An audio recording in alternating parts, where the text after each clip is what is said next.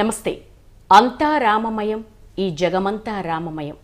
ప్రతి భారతీయుడు, ప్రతి హైందవుడి గుండె కూడా గర్వంతో ఉప్పొంగే క్షణాలు రాని వచ్చాయి.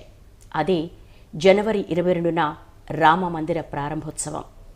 నిజానికి దేశమంతా కూడా శ్రీరాముడి ఫీవర్తో ఊగిపోతోంది.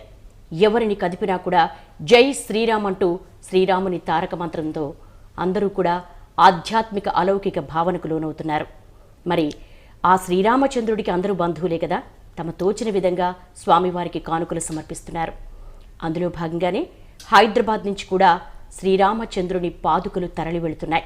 మరి ఆ శుభ గడియల్లో మనము పాలు పంచుకునేందుకు ప్రస్తుతం మనం బోయన్పల్లి వచ్చాం.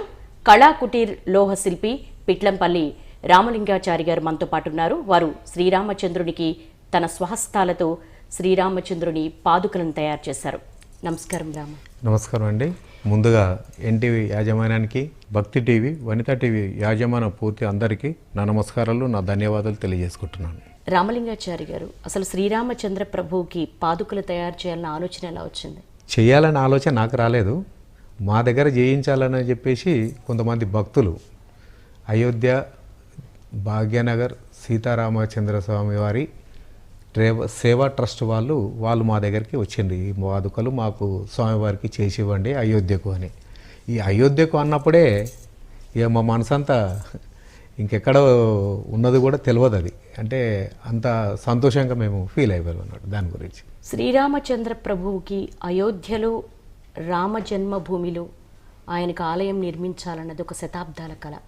అసలు అది సాధ్యం కాదు అనుకున్నారు.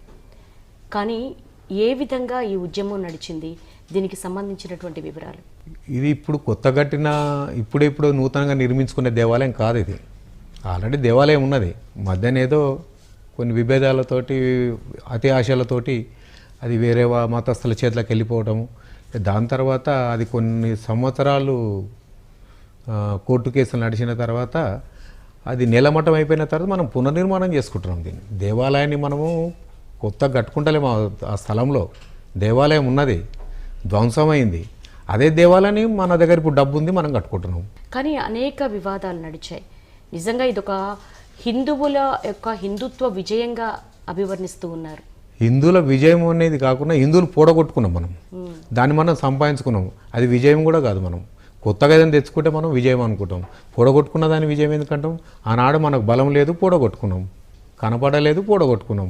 ఇప్పుడు మన స్థలం మనకు ఏదో ఒక రకంగా వచ్చింది దాంట్లో పునర్నిర్మాణం చేసుకున్నాం. విజయం అని ఏం లేదు, మనది మనకే ఉంది. అది కాకపోతే అప్పుడు ఉన్నదానికంటే ఇప్పుడు చాలా వందల రెట్లు ఆ దేవాలయం పునర్నిర్మాణం అయ్యింది కనుక తర్వాత ఇక్కడ అయోధ్యలో ఈ రామజన్మభూమి ఉన్నది, ఇక్కడ రామాలయం ఉన్నది అని చెప్పేసి ఆ రోజులలో ఎక్కువ ఈ ప్రచారాలు లేవు కనుక తెలియదు.